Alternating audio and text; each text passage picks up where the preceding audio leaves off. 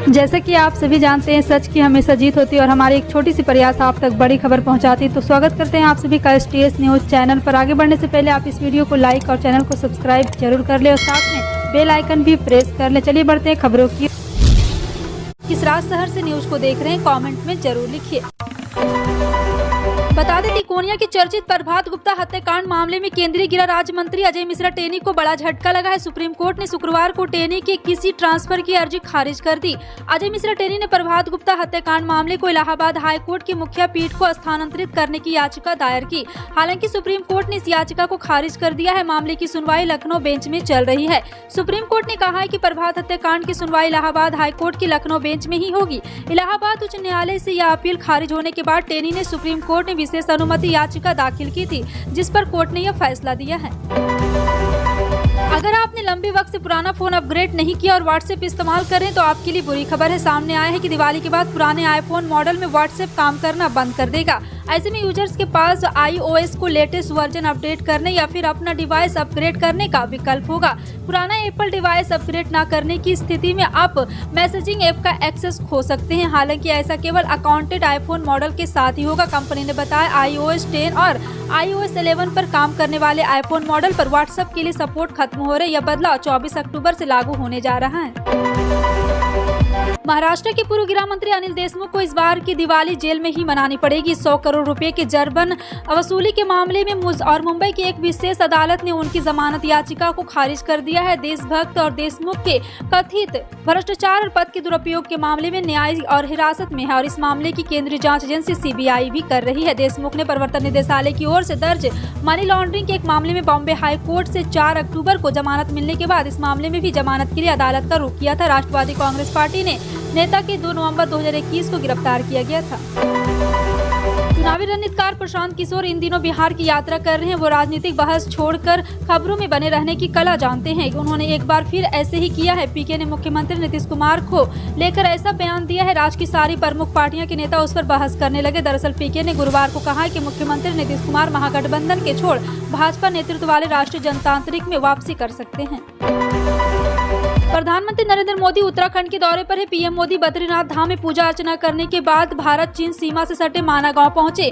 यहां उन्होंने माना गांव में जनसभा को संबोधित किया। यहां पीएम मोदी ने कहा है कि माना गांव भारत के अंतिम गांव के रूप में जाना जाता है। अब मेरे लिए देश की सीमा पर बसा हर गाँव पहला गाँव है। पीएम मोदी ने कहा है कि देश की सीमा पर बसे ये गाँव हमारे देश के सशक्त प्रहरी है। साथ ही उन्होंने यात्रियों से भी अपील की है कि पीएम मोदी ने आगे कहा है कि मैं सभी 130 करोड़ देशवासियों को हिंदुस्तान के उस गाँव को बता रहा हूँ जो चीन की सीमा पर रखवाली करने वाले इस गांव से बोल रहा हूं। पंजाब की भगवंत मान सरकार ने शुक्रवार को बड़ा फैसला लिया है। राज्य के रिटायर्ड कर्मचारियों को दिवाली का गिफ्ट देते हुए पुरानी पेंशन स्कीम की बहाली कर दी है।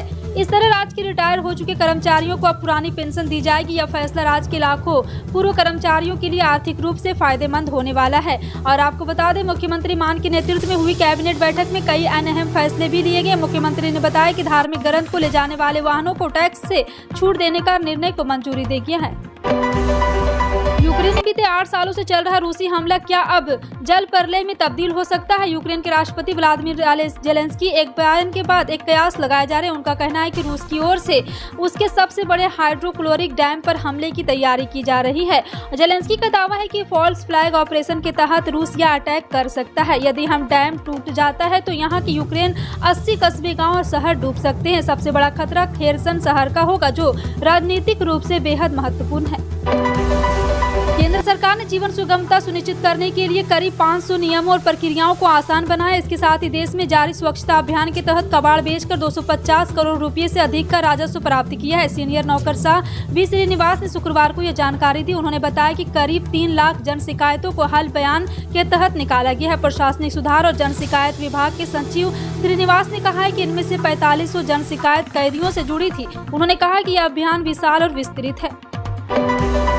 भारत ने शुक्रवार को देश में ही विकसित नई पीढ़ी की मध्यम दूरी की बैलिस्टिक मिसाइल अग्नि प्राइम का ओडिशा के तट से सफल परीक्षण किया। रक्षा अनुसंधान एवं विकास संगठन ने सूत्रों ने यह जानकारी दी है। उन्होंने बताया कि missile APJ Abdul Kalam island स्थित संचल लॉन्चर से सुबह 9:45 पर दागी गई। सूत्रों ने बताया कि ठोस ईंधन युक्त मिसाइल ने तय सभी मानकों का परीक्षण के दौरान यहां पे देखा गया। अधिकारी ने बताया कि मिसाइल के पूरे रास्ते की निगरानी रडार से की गई और दूरमापी उपकरण विभिन्न स्थानों पर लगाए गए। उन्होंने बताया कि यह मिसाइल 1000 से 2000 किलोमीटर तक के लक्ष्य को भेद सकती है।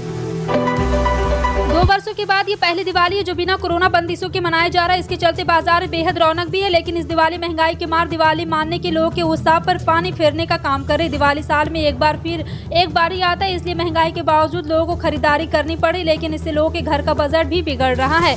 बीते एक साल में कई बार दूध पनीर के दाम बढ़ चुके हैं। फैक्ट फूड पर जीएसटी भी जुलाई 2022 में बढ़ी है। महंगे डीजल सीएनजी के चलते माल ढुलाई महंगी हुई तो कंपनियों ने इसका भार सीधे कस्टमर की जेब पर डालने में कोई कोताही नहीं बरती है। T20 वर्ल्ड कप के 11वें मुकाबले में आयरलैंड ने वेस्टइंडीज को 9 विकेट से हराकर बड़ा उलटफेर कर दिया है। इस बड़ी जीत के साथ ही आयरलैंड की टीम T20 वर्ल्ड कप के सुपर 12 में पहुंच गई है। वहीं वेस्टइंडीज टीम को बड़ी निराशा हाथ लगी और वह इस वर्ल्ड कप से बाहर हो गई है। टॉस जीतकर पहले बल्लेबाजी करते हुए वेस्टइंडीज की टीम ने 20 ओवर में 146 रन बनाए थे। वेस्टइंडीज की ओर से ब्रैडन किंग ने 48 गेंदों पर 1 छक्के और 6 चौके की मदद की 42 और 65 रनों की पारी खेली थी। पूरे देश में दिवाली को लेकर काफी उत्साह देखा जा रहा है। हर जगह रोशनी की जगमगाहट शुरू हो गई तो कई अब खरीदारी भी शुरू हो गई है। कोरोना के 2.5 साल बाद इस साल देश में दीपावली बड़े उत्साह के साथ मनाया जा रहा है। ऐसे में हिंदुओं के आस्था वाले प्रभु श्री राम जन्मभूमि अयोध्या में भी दीपावली की तैयारियां बड़े जोरों शोरों से हो रही है। जी हाँ, हर साल दीपावली के पर्व पर दीपोत्सव बड़े उत्साह के साथ बड़े पैमाने पर मनाया जाता है। ऐसे में न्यूज एजेंसी एनआई ने अपने ट्विटर हैंडल पर अयोध्या में चल रहे दीपोत्सव की कुछ तस्वीरें भी साझा की हैं। बड़ी खबर के अनुसार पीडीपी अध्यक्ष महबूबा मुफ्ती को सरकारी बंगला खाली करने का अब नोटिस दिया गया है। हालांकि पीडीपी प्रमुख महबूबा मुफ्ती को एक वैकल्पिक बंगला का पेशकश भी दिया गया है। मामले पर जम्मू कश्मीर के पूर्व मुख्यमंत्री ने कहा है कि फेयर व्यू से बेदखल करने का नोटिस उन्हें कुछ दिन पहले दिया गया था। उन्हें यह भी कहा गया कि मेरे पास ऐसी जगह नहीं जहाँ मैं रह सकूँ, इसलिए मुझे निर्णय लेने से पहले अपनी कानूनी टीम से परामर्श भी करना होगा। केंद्रीय अप्रत्यक्ष और सीमा शुल्क बोर्ड ने सितंबर महीने के लिए वस्तु और सेवा कर रिटर्न भरने की समय सीमा एक दिन बढ़ाकर 21 अक्टूबर कर दी है। गुरुवार को जीएसटी पोर्टल के धीमे काम करने में टैक्स पेयर को परेशानी का सामना करना पड़ा था। कुछ टैक्स पेयर के लिए मासिक जीएसटी रिटर्न भरने करने की आखिरी तारीख 20 अक्टूबर थी। पोर्टल के धीमे चलने पर सीबीआईसी ने कहा है कि समय सीमा बढ़ाने पर विचार किया जा रहा है। पंजाब सरकार की शुक्रवार को हुई कैबिनेट बैठक में सरकारी नौकरी को लेकर बड़ा ऐलान किया गया। अब इस नए ऐलान के बाद राज्य के युवाओं के लिए सरकारी नौकरी पाना आसान होने वाला है। दरअसल अब पंजाब के रहने वाले युवाओं को सरकारी नौकरी में प्राथमिकता दी जाएगी। इसके लिए भर्ती के नियमों में बदलाव किया गया है। नियमों के बदले जाने के बाद राज्य में एक बड़ी आबादी को फायदा मिलने वाला है जो सालों में सरकारी नौकरी के लिए तैयारी कर रही है। इस युवाओं के पास अब अपने ही प्रदेश में नौकरी पाना आसान हो जाएगा। कैबिनेट बैठक में फैसला लिया गया, पंजाब के रहने वाले युवाओं को सरकारी नौकरी देने में प्राथमिकता दी जाएगी। नई शिक्षा नीति का सबसे अच्छा अनुसरण मध्य प्रदेश सरकार ने किया है। मध्य प्रदेश पहला ऐसा राज्य बन गया है जहां मेडिकल की पढ़ाई हिंदी में होगी। पिछले दिनों केंद्रीय गृह मंत्री अमित शाह ने भोपाल में एमबीबीएस प्रथम वर्ष की 3 पुस्तकों का विमोचन भी किया है। इस प्रकार अब मध्य प्रदेश के सभी सरकारी मेडिकल कॉलेजों में प्रथम वर्ष के छात्रों को 3 एमबीबीएस विषय एटोनॉमी, फिजियोलॉजी और बायोकेमिस्ट्री हिंदी में ही पढ़ाया जाएगा। अच्छी बात यह है कि मेडिकल की पढ़ाई हिंदी में होने से गरीब बच्चों की जिंदगी में एक नया प्रकाश आएगा।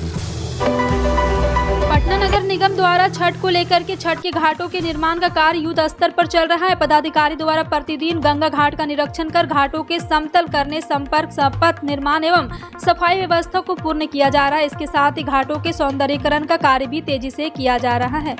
नगर निगम द्वारा निगर के स्थल और जल स्तर को देखते हुए लगातार तैयारियां की जा रही। जिन घाटों पर जल कम हुआ है वहां सफाई, समतलीकरण एवं समर्प पथ तैयार किया जा रहा है। पाटलिपुत्र अंचल के कुछ घाट मशीनों में पानी निकालकर संपर्क पथ को तैयार किया जा रहा है। मुख्यमंत्री हेमंत सोरेन ने कहा कि खूंटी वीर भूमि है, यहाँ हक अधिकार को लेकर आंदोलन हुए थे। पूर्व की सरकार में पत्थलगड़ी के खिलाफ दर्ज मामलों को आपकी सरकार ने वापस लिया है। राज्य सरकार ने राजकर्मियों को लेकर भी निर्णय लिया है। उन्होंने वर्षों पुरानी मांग को पूरा किया है। पुलिसकर्मी के लिए भी निर्णय लिया गया है। सरकार जल सहायक पुलिसकर्मियों के लिए भी सम्मानजनक रास्ता निकालने का प्रयास कर रही। मुख्यमंत्री ने कहा है कि सावित्रीबाई फुले किशोरी समृद्धि योजना से सभी बच्चियों को जोड़ना है। इसके लिए आयोजित हो रहे शिविर सहायक बन रहे हैं। सरकारी स्कूलों को निजी विद्यालय तर्ज पर विकसित किया जा रहा है, जहां सीबीएसई की तर्ज पर शिक्षा दी जाएगी।